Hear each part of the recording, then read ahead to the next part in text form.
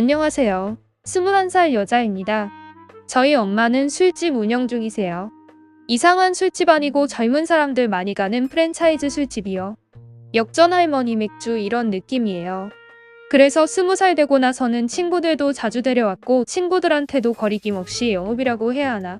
서비스 줄 수 있다고 자주 놀러 오라고 그랬습니다.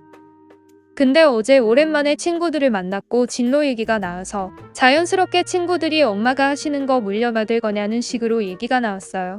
근데 저는 하고 싶은 일도 있고 엄마도 아직 건강하신데 아무 생각 없다는 식으로 얘기했습니다. 그랬는데 한 친구가 아무래도 술집은 좀 그렇지 않냐는 식으로 얘기를 하더라고요. 사람들이 이상하게 볼 것 같다고 자기 같으면 싫대요. 순간 기분이 나쁘더라고요. 이상한 술집도 아니고 그냥 요식업이랑 비슷한 거 아닌가요? 그래서 제가 무슨 말을 그런 식으로 하냐고 따지니까 그 친구가 어차피 다른 사람들도 좋게는 안 볼 거라고 그러더라고요.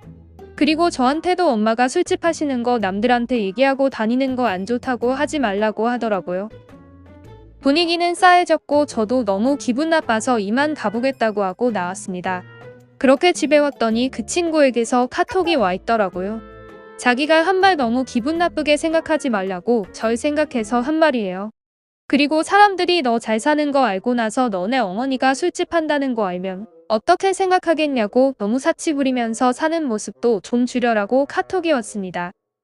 사치 얘기는 제가 20살 되고 나서 엄마가 성년 축하한다고 구찌 가방 하나 사주셨어요. 첫 명품이기도 하고 신나서 친구들한테 엄마가 사주셨다고 자랑하긴 했습니다. 이때도 그 친구는 우리 나이에 무슨 명품이냐라는 반응이긴 했어요.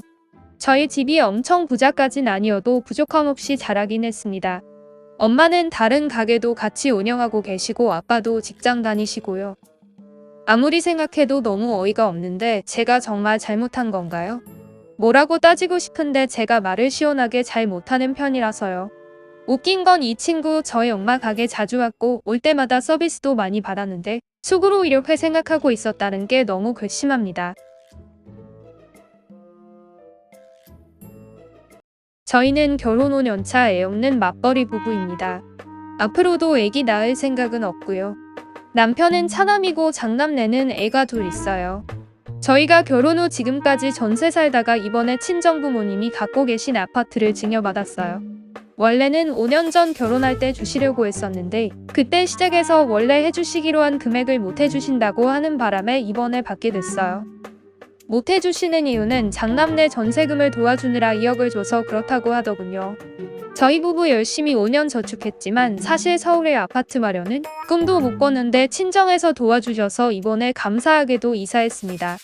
오래된 아파트이긴 해도 학군 좋은 동네라 매매가만 해도 엄청 비싼데 정말 감사하죠. 리모델링 싹 하고 이사한 지 얼마 안 된 상황에서 시댁에서는 자꾸 집들이 언제 하냐고 해서 코로나 때문에 모이면 안 된다고 거절했는데도 우기셔서 어쩔 수 없이 토요일에 다 같이 점심 식사하기로 했어요. 시부모님은 오셔서 집 좋다, 잘됐다 칭찬해주시고 준비하느라 고생 많았다 뭐 이런 말씀해주셔서 좋은 마음으로 식사하려고 준비 중이었는데요. 아주버님네는 축하한다는 소리 한마디 안 하더라고요. 심지어 휴지나 세제 한 통 안 사오고 빈손으로 왔습니다. 그리고 그 자리에서 갑자기 형님이 우셨어요. 다들 당황해서 아무 말도 못하고 있고 아주버님도 놀라서 어버버하고 그리고 아주버님이랑 형님이랑 작은 방에서 투닥투닥 하더니 그대로 형님이 나가버리셨어요. 아주버님도 따라 나가고 분위기 망치고 있는 상황에서도 울고 들어오겠지 하고 기다렸는데 결국 안 오더군요. 남편이 형한테 전화했더니 전화도 안 받고요. 결국 남편이 시부모님 태워다 준다고 나가니 너무 짜증이 나더라고요. 저도 화나서 밖에 나갔다 들어오니 남편이 있었습니다.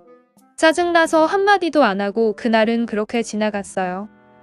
일요일에 시어머니한테서 전화가 왔는데 형님네가 집 때문에 스트레스가 많은데 부러웠나 보다고 저희가 이해를 좀 하라고 하시더군요. 그리고 저더러 형님한테 전화해서 미안하다고 말하라고 했습니다.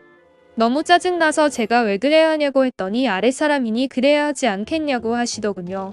저는 저만 먼저 집 사서 죄송해요라고 해야 되나요? 사과는 제가 받아야죠.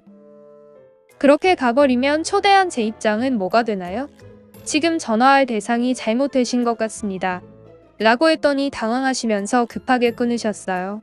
남편한테 쌓였던 거 다 쏟아내고 남편이 대신 사과했는데도 분이 안 풀리네요.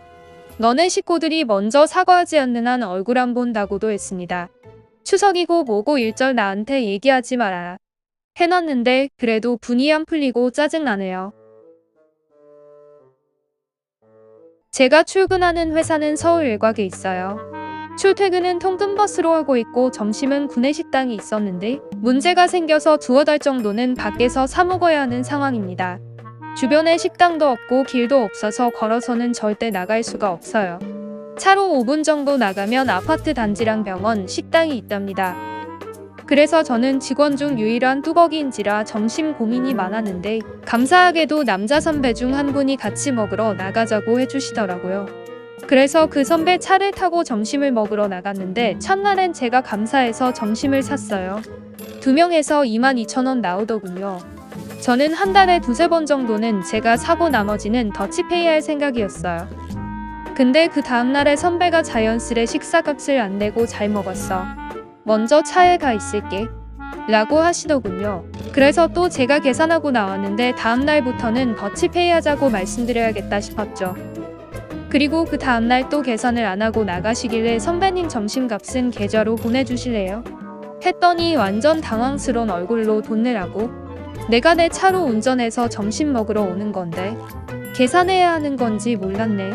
라고 하더군요. 그래서 저도 너무 황당해서 그럼 2달 내내 제가 밥값을 다 내는 게 맞는 거예요? 했더니 아니, 나는 일주일에 한 번 정도는 내가 내주려고 했지. 내 차로 운전해서 내 기름값 들여서 오는 거잖아. 너 어려서 이런 거 잘 모르지? 그 선배는 35살이고 저는 24살이에요.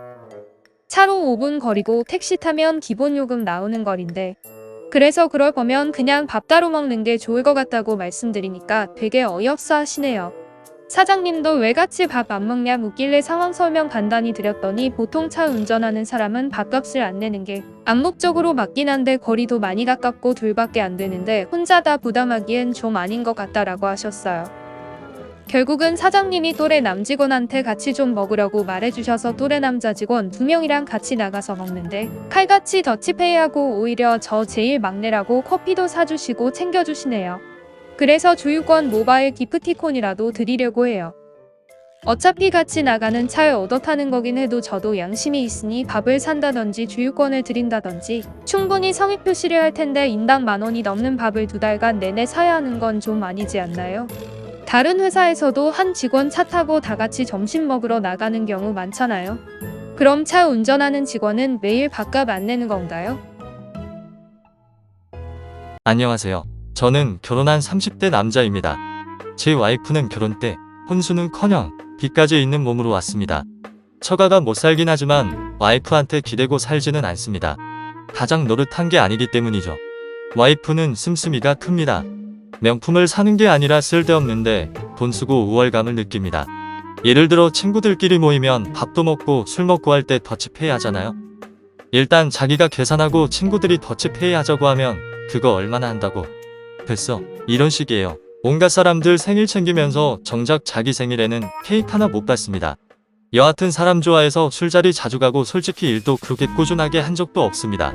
1년 하다 때려치우고 그 돈으로 먹고 놀다가 돈 떨어지면 알바해서 모은 돈으로 놀고 먹고 그런 식의 반복이었습니다.